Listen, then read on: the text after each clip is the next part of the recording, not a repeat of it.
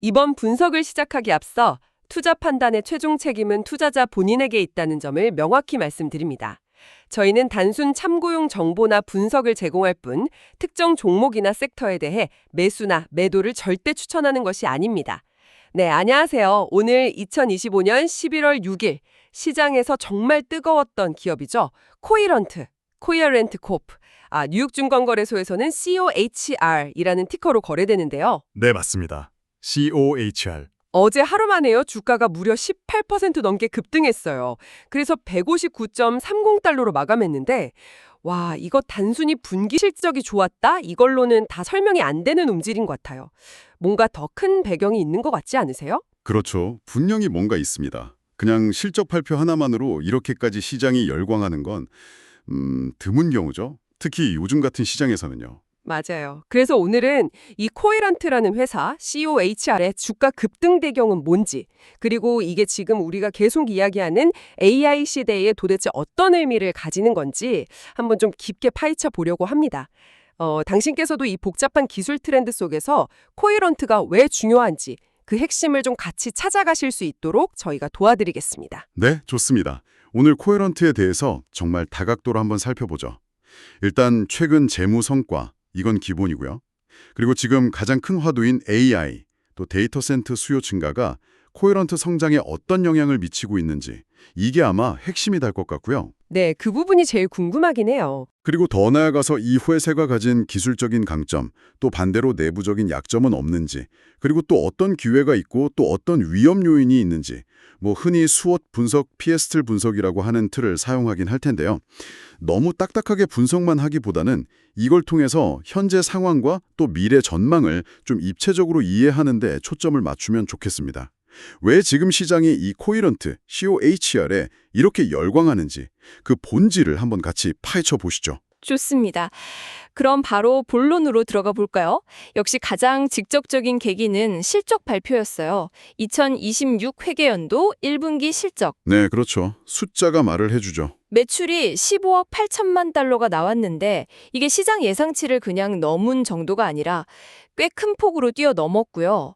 더 놀라운 건 작년 같은 기간이랑 비교해서 17%나 증가했다는 거예요. 17% 성장.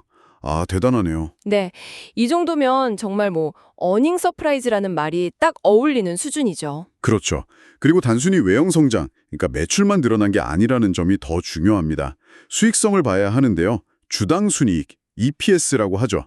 주식 한 주당 벌어들인 순이익. 이게 1.16달러를 기록했어요. 1.16달러요? 예상치는 얼마였는데요? 시장에서는 한 1.04달러 정도를 예상했거든요. 근데 이것도 상당히 큰 폭으로 넘어선 거죠. 그러니까 매출도 예상보다 훨씬 잘 나왔고 이익도 예상보다 훨씬 잘 나왔다. 성장성과 수익성, 이 두 마리 토끼를 다 잡은 셈이니까 시장에 환호할 수밖에 없었죠. 그렇군요. 매출과 이익 양쪽에서 다 기대 이상이었으니 주가가 그렇게 반영한 게 이해가 가네요. 그럼 월가의 반응도 당연히 뜨거웠겠어요. 목표 주가 올리고 그랬겠네요. 네, 바로 이어졌습니다. 발표 나오자마자 기다렸다는 듯이 보고서들이 나왔는데요. 예를 들어서 벤치마크나 니덤 같은 투자 분석기관들이 코이런트에 대해서 기존의 매수 의견을 그대로 유지하면서 목표 주가를 올렸어요.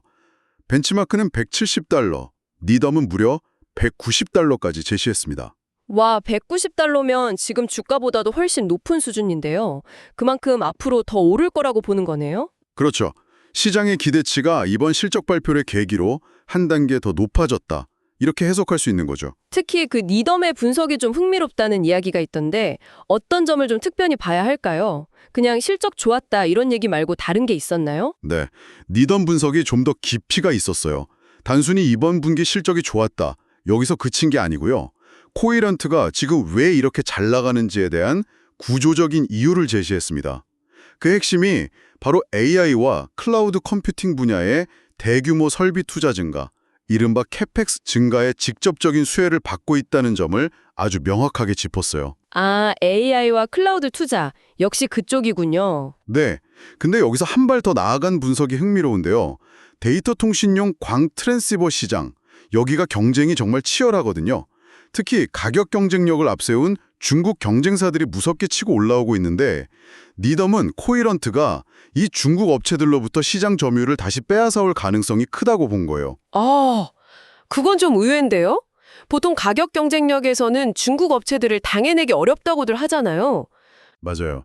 그래서 이 분석이 더 주목받는 겁니다.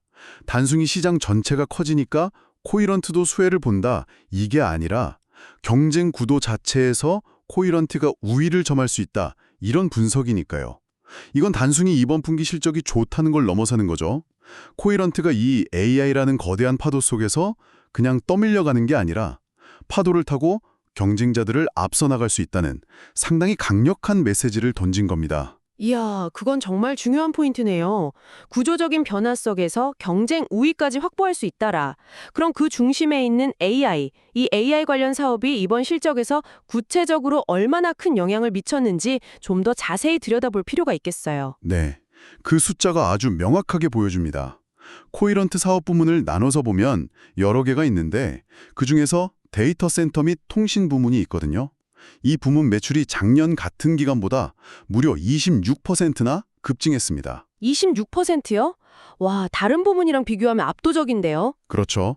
전체 매출 성장이 17%였는데 이 부문 혼자 26% 성장을 했으니 사실상 전체 실적을 이끌었다고 봐도 과언이 아니죠. 이게 바로 AI 열풍이 코이런트의 실적에 얼마나 직접적이고 강력한 영향을 미치고 있는지를 보여주는 가장 확실한 증거라고 할 수 있습니다. 하긴 뭐 당연한 결과일 수도 있겠네요. 우리가 계속 이야기하지만 AI 모델을 훈련시키려면 정말 어마어마한 양의 데이터를 처리해야 하고 또 그렇게 처리된 결과를 빠르게 주고받아야 하잖아요. 맞습니다. 데이터 센터 안에서 서버들끼리 통신하는 것, 또 데이터 센터와 외부 인터넷망을 연결하는 통신 속도가 이제는 AI 성능을 좌우하는 핵심 요소가 되어버렸어요. 그렇죠. 병목 현상이 생기면 아무리 좋은 AI 칩이 있어도 소용이 없으니까요. 바로 이 지점에서 고성능 광통신 부품 수요가 터져 나오는 거군요. 특히 요즘 많이 이야기하는 800기가비트, 800G 같은 초고속 광 트랜시버, 이 수요가 폭발적으로 늘고 있다는 거죠. 정확합니다. 현재 AI 데이터 센터 투자의 가장 핵심적인 부분 중 하나가 바로 이 800G 광 트랜시버를 얼마나 확보하느냐에 달려있다고 해도 과언이 아니에요. 엔비디아 GPU만큼이나 중요해진 거죠. 800G가 지금 대세군요. 네. 그런데 코이런트의 진짜 강점은 여기서 끝나지 않습니다. 현재 주력인 800G는 물론이고요. 그 이전 세대인 100G, 200G, 400G부터 시작해서 앞으로 다가올 차세대 기술, 그러니까 1.6테라비트, 이건 800G의 2배 속도거든요. 이런 초고속 기술까지 모두 아우르는 업계에서 가장 포괄적인 고속 광전송 기술 포트폴리오를 가지고 있다는 점이 정말 중요합니다. 1.6T요? 800G도 엄청 빠르다고 생각했는데 벌써 그 다음 세대를 준비하고 있군요. 그렇죠. AI 모델은 점점 더 커지고 복잡해질 거기 때문에 데이터 전송 속도는 계속해서 빨라져야 합니다. 1.6T는 앞으로 이런 거대 AI 모델을 원활하게 지원하기 위한 필수 기술로 여겨지고 있고요. 코이런트는 이런 차세대 기술 전환에서도 가장 앞서 나가는 기업 중 하나라는 겁니다. 단순히 현재 시장에 대응하는 걸 넘어서 미래 시장까지 선도할 수 있는 기술력을 갖추고 있다는 거죠. 단순히 제품 라인업이 넓다는 것 이상으로 기술력 자체가 상당히 깊고 뛰어나다는 말씀으로 들리네요. 혹시 코에런트만이 가진 어떤 특별한, 기술적인 비결 같은 게 있을까요? 경쟁사들이 쉽게 따라오기 힘든 그런 거요? 네, 있습니다. 여러 가지가 있겠지만 가장 핵심적인 강점 중 하나는 바로 수직 통합 역량입니다. 이게 무슨 말이냐면 제품을 만드는 데 필요한 여러 단계, 예를 들어 핵심 소재 개발부터 부품 설계, 제조, 그리고 최종 모듈 조립까지 이 모든 과정을 코이런트가 상당 부분 직접 수행할 수 있다는 뜻입니다. 아, 다른 회사에서 부품 사다가 조립만 하는 게 아니라 거의 처음부터 끝까지 다 한다는 거군요. 네, 특히 중요한 것이 광통신 부품의 성능과 직결되는 핵심 소재인 인디움 인화물, 인피라는 반도체가 있거든요. 코이런트는 이 인디움 인화물 기반의 레이저 다이오드 같은 핵심 부품을 자체적으로 설계하고 생산할 수 있는 능력을 갖추고 있습니다. 이게 아주 강력한 경쟁 우위가 됩니다. 인디움 인화물, 그게 왜 그렇게 중요한가요? 직접 만드는 게 어떤 이점이 있는 거죠? 여러 가지 이점이 있는데요. 첫째는 안정적인 공급망 확보입니다. 외부에서 사와야 한다면 공급 부족이나 가격 변동 위험에 노출될 수 있는데 직접 만드니 그런 위험이 훨씬 적죠. 둘째는 기술 개발 속도입니다. 신기술을 개발했을 때 내부 생산 라인을 통해 더 빠르고 유연하게 제품에 적용하고 테스트해 볼 수 있습니다. 경쟁사보다 한 발 앞서 나갈 수 있는 거죠. 셋째는 원가 경쟁력입니다. 물론 초기 투자 비용은 많이 들지만 장기적으로는 대량 생산을 통해 원가를 절감하고 수익성을 높일 수 있습니다. 아하, 그렇군요. 안정성, 속도, 비용 모든 면에서 유리할 수 있다는 거네요. 단순히 부품 조립만 하는 회사와는 차원이 다른 경쟁력을 가질 수 있겠어요. 핵심 소재부터 완제품까지 기술력을 내재화하고 있다는 것. 이게 코이런트의 정말 강력한 무기군요. 네, 맞습니다. 그 수직 통합 역량이 코이런트의 기술 리더십을 뒷받침하는 중요한 기반이라고 보시면 됩니다. 좋습니다. 지금까지 코이런트의 뛰어난 기술력과 또 AI라는 거대한 시장 기회에 대해서 이야기를 나눠봤는데요. 그럼 이제 이런 강점들이 실제 비즈니스 환경에서는 어떻게 작용하고 있는지, 또 반대로 코이런트가 직면한 약점이나 위험 요인은 없는지 좀 더 입체적으로 한번 들여다볼 필요가 있겠어요. 그 수엇 분석이라는 틀을 한번 활용해 볼까요? 강점, strengths, 약점, weaknesses, 기회, opportunities, 위협, threats. 이렇게 4가지 측면에서 정리해보면 이해가 쉬울 것 같습니다. 네, 좋은 방법입니다. 수엇 분석을 통해 코이런트의 현재 위치를 명확히 파악해보죠. 우선 강점, strength부터 정리해볼까요? 방금 이야기 나눈 것들을 종합해보면 역시 최첨단 고속 광통신 기술력이 첫 번째겠죠. 현재 주력인 800G는 물론이고 1.6T 같은 차세대 기술까지 아우르는 폭넓은 포트폴리오. 그렇죠. 그리고 그 기술력을 뒷받침하는 핵심, 바로 인디움 인화물 자체 생산 능력을 포함한 수직 통합 역량, 이것도 빼놓을 수 없는 강점이고요. 또 AI와 데이터 센터라는 확실한 성장 시장에서 이미 강력한 입지를 확보하고 있다는 점, 이것도 중요한 강점이겠네요. 네, 그리고 이번 실적 발표를 통해 다시 한번 확인된 기록적인 매출과 개선된 수익성 같은 견고한 재무 상태도 강점입니다. 이게 왜 중요하냐면 앞으로 계속 필요할 R&D 투자나 생산 설비 확충을 위한 자금 여력을 확보했다는 의미거든요. 미래를 위한 준비가 되어 있다는 거죠. 그렇군요. 강점은 정말 확실해 보이네요. 그럼 반대로 약점은 없을까요? 아무리 잘 나가는 기업이라도 모든 면이 완벽할 수는 없을 텐데요. 물론입니다. 약점도 분명히 존재합니다. 가장 눈에 띄는 부분은 앞서 말씀드린 데이터 센터 및 통신 부문이 26%라는 폭발적인 성장을 기록한 것과는 상당히 대조적으로 산업 부문 실적이 좀 부진했다는 점입니다. 아, 산업 부문이요? 그쪽은 성장이 어땠는데요? 전년 동기 대비 1% 성장에 그쳤어요. 거의 제자리 걸음이죠. 이 산업 부문은 반도체 제조 장비나 디스플레이, 재료 가공 등에 사용되는 레이저 같은 걸 만드는데 아무래도 제조업 경기나 전반적인 경제 상황에 훨씬 더 민감하게 반응하는 경향이 있습니다. 그렇겠네요. 경기가 안 좋으면 기업들이 설비 투자를 줄일 테니까요. 그렇죠. 그래서 만약 앞으로 경기 침체가 온다면 이 산업 부문의 부진이 코이런트 전체 실적에 부담으로 작용할 수 있다는 점이 약점으로 지적될 수 있습니다. 사업 포트폴리오가 한쪽으로 좀 치우쳐 있다는 인상을 줄 수도 있고요. 일리가 있네요. 또 다른 약점은 없을까요? 또 다른 측면에서 보자면 재무구조상의 약점인데요. 코이런트는 사실 현재의 모습이 되기까지 여러 차례 큰 인수합병을 거쳤습니다. 특히 IHMI26 시절에 피니사를 인수하고 또 그 이후에 코이런트 자체를 합병하는 과정에서 상당한 규모의 자금이 투입되었거든요.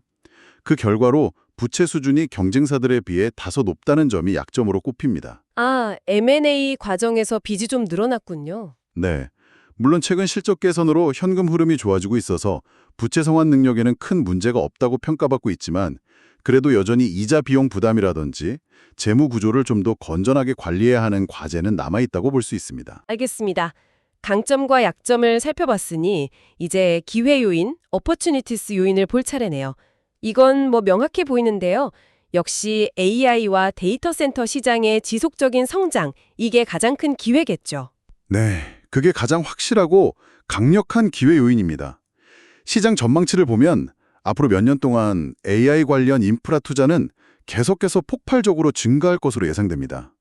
특히 AI 데이터 센터 시장만 놓고 봐도 연평균 성장률이 20%를 훌쩍 넘을 거라는 예측이 많아요. 이건 코이런트에게는 정말 엄청난 기회의 창이 열린 셈이죠. 20% 이상이면 어마어마한 성장세네요. 그렇죠. 그리고 또 다른 기회는 기술적인 측면에서 찾을 수 있습니다. 현재 주력인 800G 시장에서 입지를 다지는 것을 넘어서 차세대 기술인 1.6T 트랜시버 시장을 누가 먼저 선점하느냐가 향후 몇 년간의 경쟁 구도를 결정할 가능성이 높습니다.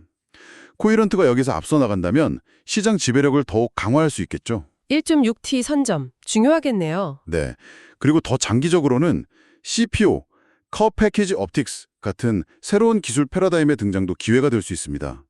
CPO는 기존처럼 따로 존재하던 칩과 광학 부품을 아예 하나의 패키지 안에 통합하는 기술인데요. 이게 상용화되면 전력 효율을 크게 높이고 데이터 처리 속도도 더 끌어올릴 수 있습니다. 아직은 초기 단계지만 만약 코이런트가 이 CPU 기술 개발에 성공하고 시장을 주도하게 된다면 그야말로 장기적인 성장 동력을 확보하게 되는 겁니다. 와, 듣기만 해도 정말 기대가 되는 기회 요인들이네요. 하지만 세상에 공짜는 없겠죠. 기회가 큰 만큼 위협 요인도 만만치 않을 것 같습니다. 특히 아까부터 계속 나왔던 이야기인데 경쟁이 정말 치열하다는 점, 이게 가장 큰 위협 아닐까요? 맞습니다.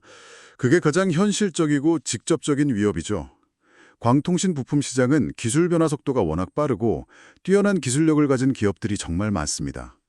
전통적인 강자들, 예를 들어 브로드컴이나 루멘텀 같은 회사들과 계속해서 치열한 기술 경쟁과 시장 점유율 싸움을 벌여야 하고요. 브로드컴, 루멘텀 다들 쟁쟁한 회사들이죠. 그렇죠. 그런데 여기서 끝이 아닙니다. 최근 몇 년 사이에 정말 무섭게 성장한 중국 업체들의 추격이 거셉니다. 특히 중슈창이나 신희성, 이옵톨링크 같은 회사들은 기술력도 상당 수준 따라잡았을 뿐만 아니라 중국 정부의 지원과 규모의 경제를 바탕으로 한 공격적인 가격 경쟁력까지 갖추고 있어요. 이들이 800G 시장에서 점유율을 빠르게 늘려가고 있다는 점은 코이런트에게 상당한 부담이자 위협입니다. 아, 중국 업체들의 가격 공세. 이게 정말 무섭겠네요. 기술력만으로는 안심할 수 없겠어요. 네, 쉽지 않은 싸움입니다. 그리고 또 다른 중요한 위험 요인으로는 지정학적 리스크를 꼽을 수 있습니다. 지정학적 리스크요? 예를 들면 어떤 걸까요? 가장 대표적인 것이 바로 미국과 중국 간의 기술 패권 경쟁입니다. 이게 점점 더 심화되면서 반도체뿐만 아니라 첨단 광학 부품 같은 민감한 기술 분야에서도 수출 통제나 각종 규제가 강화될 가능성이 늘 존재합니다. 만약 특정 국가로의 수출이 제한되거나 핵심 소재나 부품 공급망에 예기치 않은 차질이 발생한다면 코이런트처럼 글로벌 사업을 하는 기업에게는 직접적인 타격이 될 수 있습니다. 아, 미중 갈등 같은 거요. 안 그래도 반도체 쪽은 계속 시끄러운데 광통신 부품도 예외는 아니겠군요. 그렇죠. 실제로 과거에 네덜란드 정부가 자국 기업인 ASML의 최첨단 노광 장비 중국 수출을 제한하면서 그 장비를 사용하던 기업들이 영향을 받았던 사례가 있었죠. 예를 들어 안세반도체, 넥스페리아 같은 회사가 관련된 논란도 있었고요. 이런 사례들은 지정학적 리스크가 더 이상 추상적인 개념이 아니라 언제든 기업 경영에 직접적인 영향을 미칠 수 있는 현실적인 위협이라는 것을 보여줍니다.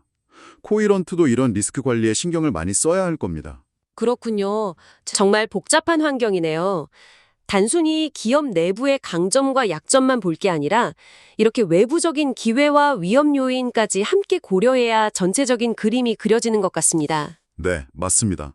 그래서 스워트 분석에 더해서 패스트를 분석이라는 틀을 통해 좀 더 거시적인 환경 요인들을 살펴보는 것도 의미가 있습니다. 패스트 분석이요? 그건 어떤 건가요? 네, 패스트는 정치, 폴리티컬, 경제, 이코노믹, 사회, 소셜, 기술, 테크놀로지, 법률, 리걸, 환경, 인바이런먼털 이렇게 6가지 외부 환경 요인의 앞글자를 딴 건데요. 이 요인들이 코이런트의 사업 환경에 어떤 영향을 미치는지 좀 더 넓은 시각에서 조망해보는 겁니다. 아, 정치, 경제, 사회, 기술, 법률, 환경. 더 큰 틀에서 보는 거군요. 재미있겠는데요. 한번 설명해 주시죠. 네, 그럼 하나씩 간단히 짚어보겠습니다. 먼저 정치적, 폴리티컬 요인입니다. 이건 앞서 위험 요인에서도 언급됐지만 긍정적인 측면과 부정적인 측면이 공존합니다. 긍정적인 측면은 각국 정부, 특히 미국이나 유럽, 중국 등 주요국 정부가 AI 기술을 국가 전략 기술로 인식하고 관련 인프라, 즉 데이터 센터 구축 등에 막대한 예산을 투입하고 있다는 점입니다. 이건 코이런트 같은 부품 공급업체에게는 당연히 큰 기회가 되죠. 정부주도 투자가 늘어나는 건 확실히 좋은 소식이네요. 그렇죠. 하지만 반대로 미중 갈등 심화로 인한 무역 규제 강화, 특정 기술이나 제품에 대한 수출 통제 가능성 등은 사업의 불확실성을 높이는 부정적인 요인입니다. 정치적인 변수에 따라 사업 환경이 급변할 수 있다는 리스크가 상존하는 거죠. 네, 양면성이 있군요. 다음은 경제, 이코노믹 요인이네요. 네. 경제적 요인으로는 역시 전 세계적인 인플레이션 압력과 그에 따른 금리 인상, 그리고 경기 둔화 가능성을 가장 중요하게 봐야 합니다. 만약 글로벌 경기가 침체 국면에 접어든다면 기업들은 자연스럽게 IT 투자를 포함한 각종 설비 투자를 줄이거나 연기할 가능성이 높습니다. 이렇게 되면 코이런트의 전반적인 매출 성장세에도 당연히 부정적인 영향을 미칠 수 있겠죠. 특히 아까 약점으로 지적했던 산업 부문은 더 타격이 크겠네요. 맞습니다. 데이터 센터 투자는 AI라는 강력한 동력이 있어서 어느 정도 버텨줄 수 있다고 해도 제조업 경기에 민감한 산업 부문은 경기 침체 시 실적이 더 직접적으로 악화될 위험이 있습니다. 알겠습니다. 그럼 세 번째 사회적 요인은 어떤가요? 사회적 측면에서는 긍정적인 흐름이 아주 뚜렷합니다. 코로나19 팬데믹을 거치면서 우리 사회의 디지털 전환 속도가 엄청나게 빨라졌잖아요. 원격 근무, 온라인 교육, 넷플릭스 같은 스트리밍 서비스 이용 증가, 클라우드 기반의 게임이나 업무 환경 확산 등등. 이 모든 것들이 결국 데이터 트래픽의 폭발적인 증가로 이어지고 있습니다. 그렇죠. 이제는 온라인 없이는 살 수 없는 세상이 됐으니까요. 네. 그리고 이렇게 늘어난 데이터를 원활하게 처리하고 전송하기 위해서는 결국 더 빠르고 안정적인 통신 인프라가 필수적입니다. 따라서 광통신 부품에 대한 수요는 사회 구조적인 변화에 힘입어 앞으로도 계속해서 견조하게 증가할 가능성이 높습니다. 이건 코이런트에게 매우 우호적인 환경이죠. 네 번째는 기술 테크놀로지컬 요인이네요. 이건 뭐 AI 이야기겠죠. 네, 역시 AI 발전이 가장 핵심적인 기술적 요인입니다. AI 기술이 발전할수록 더 많은 데이터를 더 빨리 처리해야 하는 필요성이 커지고 이는 곧 데이터 센터 내부와 외부의 통신 속도 향상 요구로 직결됩니다. 현재 800G를 넘어서 1.6T 그리고 그 이후에 더 빠른 속도를 구현하기 위한 기술 개발 경쟁이 치열하게 벌어지고 있는 이유죠. 코이런트가 이런 기술 경쟁에서 얼마나 앞서 나갈 수 있느냐가 미래를 결정짓는다고 해도 과언이 아닙니다. 아까 말씀하신 실리콘 포토닉스나 CPU 같은 신기술도 여기에 해당하겠네요. 그렇습니다.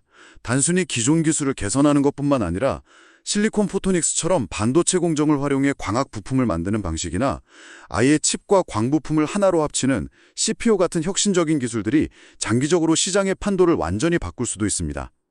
코이런트가 이런 차세대 기술 변화의 흐름을 얼마나 잘 읽고 적극적으로 투자하고 선도하느냐가 장기적인 경쟁력 확보에 매우 중요할 겁니다. 기술 변화 속도가 정말 빠른 분야군요. 다음은 법률, 리걸 요인입니다. 법률적 측면에서는 크게 두 가지를 볼 수 있습니다. 하나는 기술 표준화 동향입니다. 예를 들어 800G나 1.6T 같은 기술에도 여러 가지 세부 표준 규격들이 있는데 어떤 표준이 시장의 주류로 자리 잡느냐에 따라 관련 기술을 가진 기업의 희비가 엇갈릴 수 있습니다. 그래서 표준화 기구에서의 논의 동향이나 업계 컨소시엄의 움직임을 예의주시하는 것이 중요하죠. 표준 경쟁도 치열하겠군요. 네. 또 다른 하나는 지식재산권, 즉 특허 관련 법규입니다. 코히런트처럼 첨단 기술을 다루는 기업에게는 강력한 특허 포트폴리오가 핵심 자산이자 경쟁사들의 진입을 막는 중요한 장벽 역할을 합니다. 따라서 특허 출원 및 관리, 그리고 혹시 모를 특허 분쟁에 대한 대비가 법률적으로 매우 중요합니다. 알겠습니다. 마지막으로 환경, 인바이러멘털 요인이 남았네요. 이건 좀 의외인데요. 네, 환경 요인도 최근 들어 점점 더 중요해지고 있습니다. 특히 데이터 센터가 엄청난 양의 전기를 소비한다는 사실이 알려지면서 소위 전기 먹는 하마라는 비판과 함께 에너지 효율성 문제가 크게 부각되고 있습니다.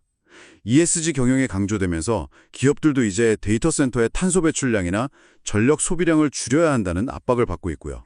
아, 데이터 센터의 환경 문제 들어본 것 같아요. 네, 그래서 앞으로는 데이터 센터를 구축하거나 운영할 때 단순히 성능만 좋은 부품이 아니라 에너지 효율이 높은, 즉 더 적은 전력으로 더 많은 데이터를 처리할 수 있는 저전력 부품에 대한 선호도가 높아질 수밖에 없습니다.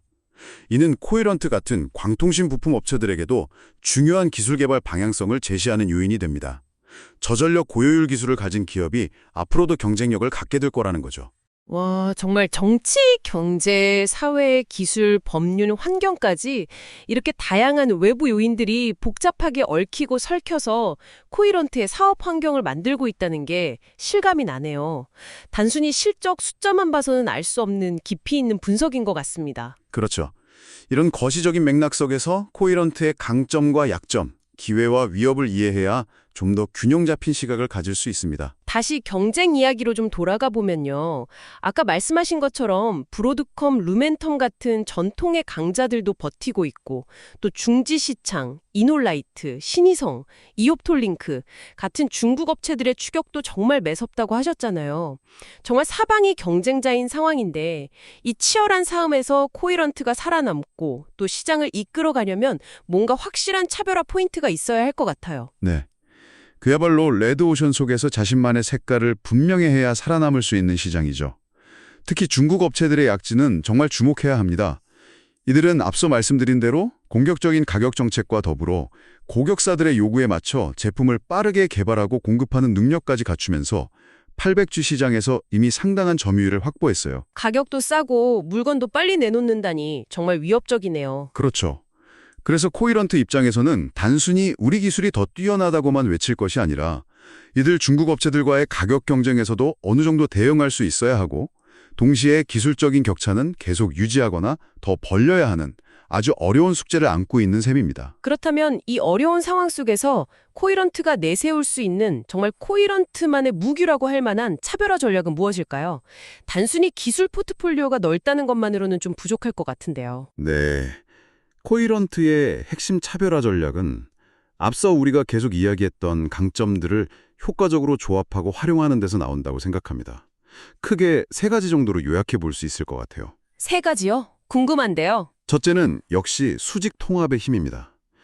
핵심 소재인 인디움 인화물, 인피 기반 부품부터 완제품 모듈까지 자체적으로 생산할 수 있는 역량. 이게 단순히 원가 절감 효과만 있는 게 아니라 공급망의 안정성을 확보하고 또 신기술 개발 및 적용 속도를 높여준다는 점에서 매우 중요합니다.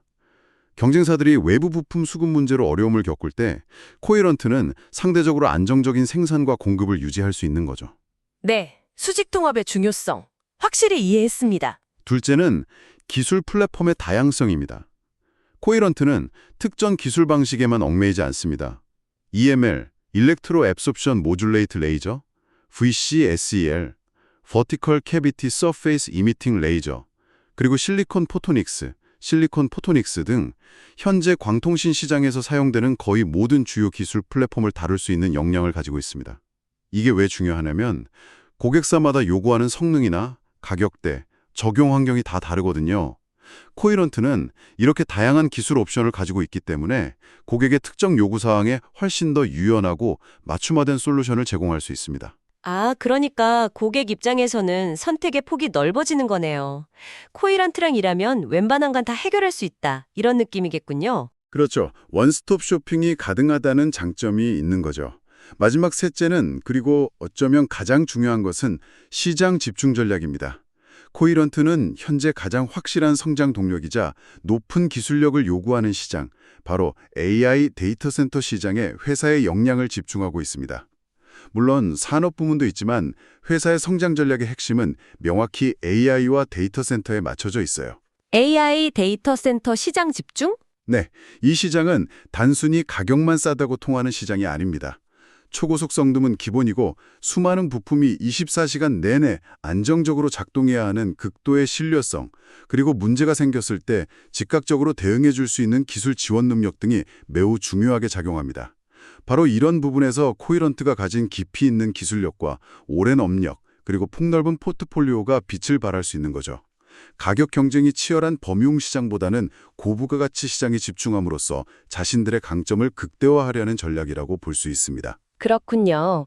정리해보면 수직 통합을 통한 안정성과 속도, 다양한 기술 플랫폼을 통한 유연성, 그리고 AI 데이터 센터라는 고부가 가치 시장에 대한 집중.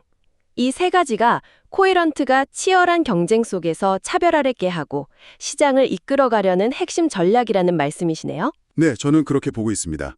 물론 이 전략들이 항상 성공한다는 보장은 없지만 코이런트가 가진 자원과 역량을 고려했을 때 가장 합리적이고 효과적인 방향이라고 생각합니다. 자, 그럼 이제 이 모든 분석들을 종합해 볼 시간이 된 것 같습니다.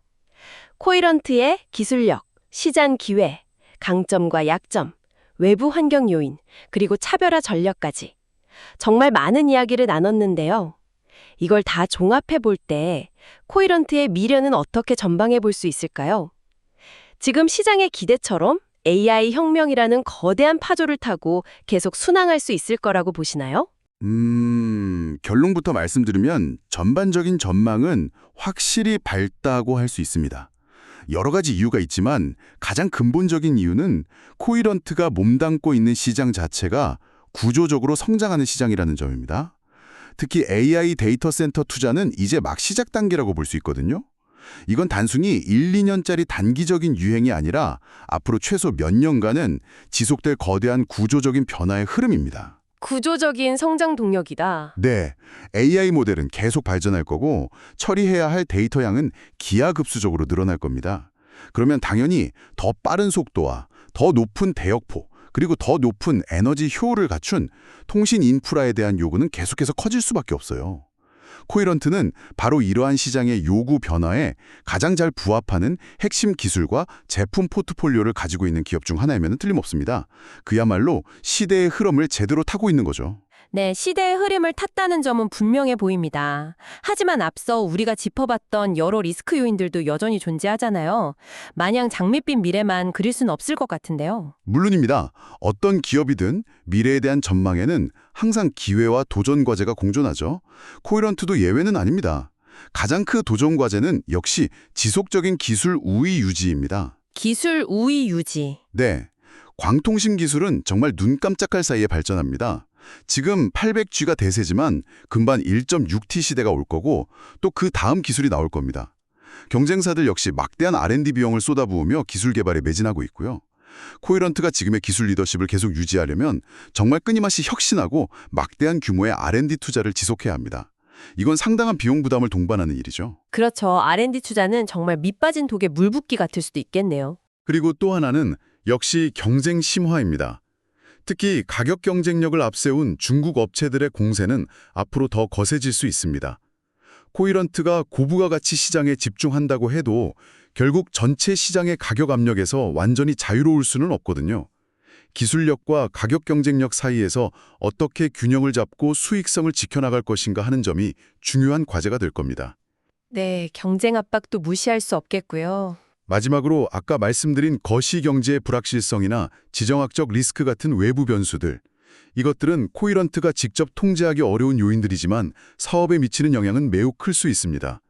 예를 들어 갑작스러운 경기 침체로 IT 투자가 급감하거나 미중 갈등 격과로 특정 부품의 수출입이 막히는 상황 같은 것들이죠.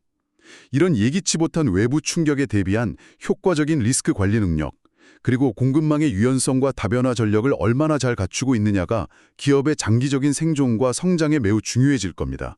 그렇군요. 결국 기술 혁신을 계속하면서도 치열한 경쟁과 불확실한 외부 환경 변화에 잘 대응하는 경영 능력이 핵심이 되겠네요. 네, 맞습니다.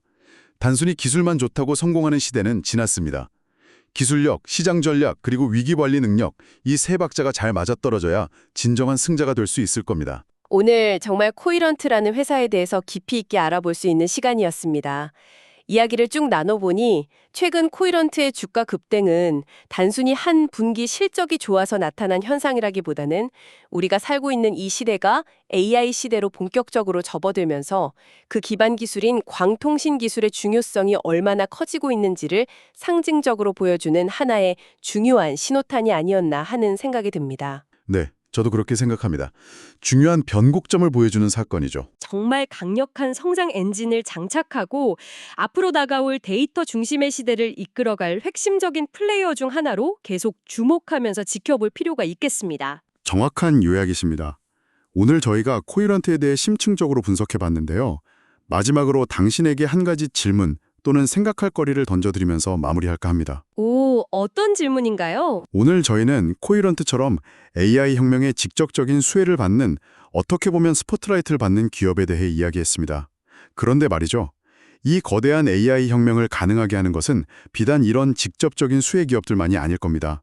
혹시 이 무대 뒤에서 상대적으로 덜 주목받지만 AI 생태계에 없어서는 안 될 필수적인 역할을 하는 또 다른 숨겨진 조력자들은 없을까요? 예를 들면 특수한 소재를 공급하는 회사라든지 정밀한 테스트 장비를 만드는 회사, 혹은 AI 모듈 개발을 돕는 특정 소프트웨어 기업 같은 곳들이요. 이런 숨겨진 챔피언들을 한번 찾아보는 것은 어떨까 하는 생각이 듭니다. 아, 그것도 정말 흥미로운 관점이네요. 주연 배우뿐만 아니라 조연 배우, 스태프들까지 살펴보는 것처럼요. 그렇죠. 또 다른 생각할 거리는 지정학적 문제입니다. 오늘 저희가 미중 갈등이나 공급망 리스크에 대해 이야기했는데요. 앞으로 이런 지정학적 긴장과 각국의 자국 기술 보호주의가 더욱 심화된다면 현재의 글로벌 광학 부품 공급망 지도는 어떻게 재편될 수 있을까요? 예를 들어 생산기지의 탈중국화가 가속화될지 아니면 특정 기술 블록화가 더 심화될지 예측해보는 것도 미래의 투자 환경 변화를 이해하는 데 중요한 통찰을 줄 수 있을 것입니다. 네, 정말 생각해볼 만한 중요한 질문들인 것 같습니다. 단순히 한 기업을 넘어서 더 넓은 산업 생태계와 글로벌 환경 변화까지 조망해볼 수 있는 좋은 화두를 던져주셨네요. 다시 한번 말씀드리지만 투자 판단의 최종 책임은 투자자 본인에게 있다는 점을 명확히 말씀드립니다. 저희는 단순 참고용 정보나 분석을 제공할 뿐 특정 종목이나 섹터에 대해 매수나 매도를 절대 추천하는 것이 아닙니다. 항상 여러분의 성공 투자를 기원합니다. 내용이 좋으셨다면 구독, 좋아요 부탁합니다.